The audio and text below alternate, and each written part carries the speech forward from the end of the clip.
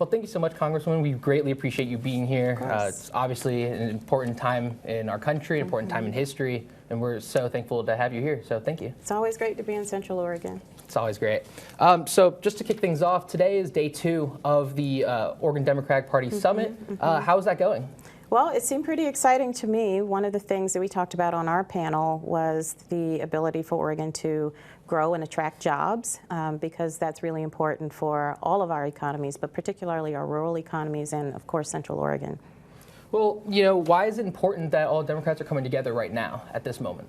Well, I think it's a good opportunity to check in, always. It's an opportunity for us to check each other and bring up issues that maybe we haven't been discussing as much as we should, or maybe galvanize behind issues like health care, like education, housing. Those are the things that are important to Democrats, but I think they're important to Oregonians across the board. Those are definitely topics we're going to get into a little bit. But what is your hope for the end of this conference? What are you hoping that people walk away from it as? I hope that people understand that, number one, that those of us who are elected, and especially those of us in D.C., are fighting for all Oregonians.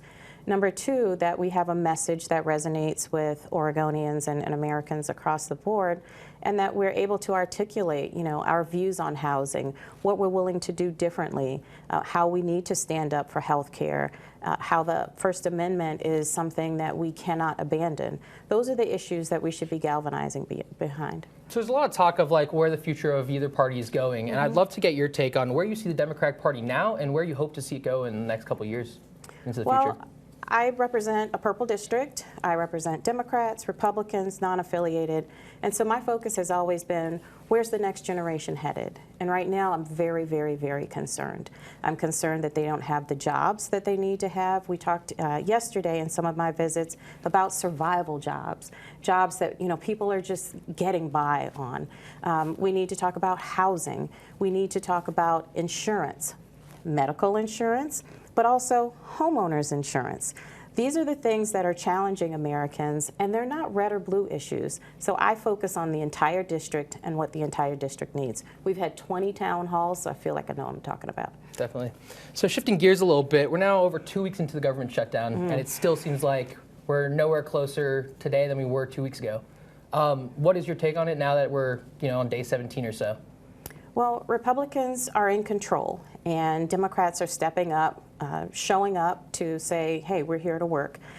What I think is really important is that we have the conversation about what is important to Americans.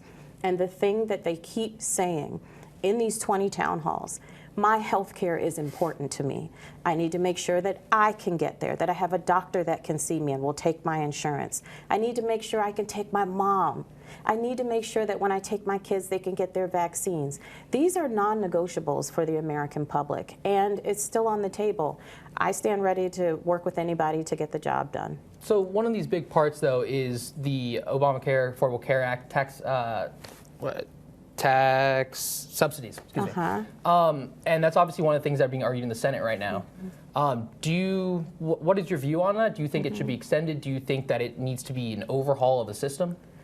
Well, so I'm a person that believes in innovation. I believe in always challenging the status quo. What is important for us to remember is that healthcare has to be affordable and accessible. Now, I will be a little personal in this moment and tell you that my health care for my family of 6 is $2,700. I haven't looked, I haven't had the heart to look at what it's going to go up to next year, but I know it's going to go up. I also know I'm a mom of 4. I have a 23-year-old that had an allergy attack, and they asked her, do you have your EpiPen? And she said, well, kind of. And they said, well, why don't you? She said, when I went to go get it, they told me it was $400, and I didn't get it. And this is a kid who has health insurance. I don't know what went wrong, but when we have young people, like we did before the Affordable Care Act, who could not or chose not to access health care because it was too expensive, that's what we're going to go back to. I don't think that that's okay. A $400 EpiPen, not good. So how can we fix healthcare, though, as we progress? Because everyone talks about healthcare being like Social Security as the third rail of politics. So how do we get rid of that notion and actually see work done on it? Well, I think it's a matter of making sure that it is accessible to everyone, that people feel comfortable going in a preventative state rather than going on the tail end like we were seeing before, people in emergency rooms. That is going to tax the system. We know that we're all going to pay, and we're all going to pay if your coworkers are coming to work sick. So we need a system that invests in people. I think it is a human right.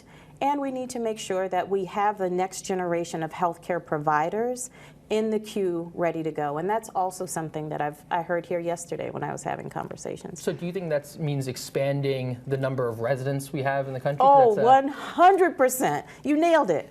Expanding residents, making sure that attending school is affordable and accessible, expanding the number and the variety of people who are applying and matriculating through medical school, expanding the number of nurses that we have. And we cannot forget that mental health care is critical to making sure that we have a fully thought out healthcare system. Amazing. So, you know, shifting gears a little bit, around Central Oregon, around the country, No Kings protests are happening everywhere. What are your thoughts on the No Kings protests? It's a really powerful display of our First Amendment, and it's people coming together saying, I don't want this. My thing is, we have to say what we do want, right? So it's not just enough to have a grievance. You have to say, what is the America that I want to see? And so what I offer today to the people of Central Oregon was the reason why I'm fighting, and the reason why I think you should join me in that fight, is that I'm fighting for America's children, and America's children's children, and our children's children's children's children's children. Well said. You know, obviously talking about kids, education is an incredibly important issue. Earlier today, I was actually at an event with the governor at Bynum School District where they're phone banking for getting students to come to class more often, because that seems like it's been a problem. Okay. But a new report out by the Oregon Department of Education says that Oregon students are only 35% proficient in reading and math. How do we fix education? Wow. Well, as an engineer, I know that math and science and reading are just non-negotiables when you're talking about having an economy that works for everyone. So it is vitally important that we prepare our workforce for the jobs of tomorrow. How do we fix education? Number one, where the head goes, the body goes. The top of the state, those of us who are elected, those of my colleagues in the legislature, my former colleagues in the legislature, we have to say that Oregon's children are the #1 priority in this state. And everything has to go from there. If we do not say that, if we do not declare that, then the status quo will continue. The second thing is we have to make sure that kids in middle school have an idea of what they want to be and what they can be. And that means having businesses in place that they can visit and that they can understand, like, how do I become a carpenter? How do I become an engineer? How do I become a teacher? We have to foster that curiosity. And I think that's where we're falling short.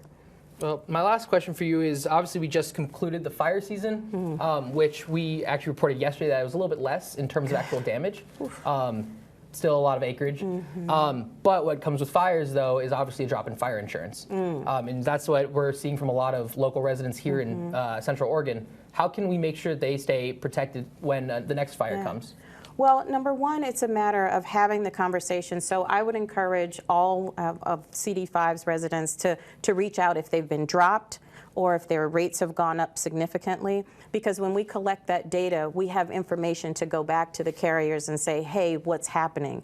If we don't have the data, then we don't know. The second thing is we need to have an honest conversation about risk. And one of the challenges that I have with President Trump's policies was that he cut our wildfire prevention workers. He cut our administrative people that are on the ground helping the firefighters. And so these cuts have consequences.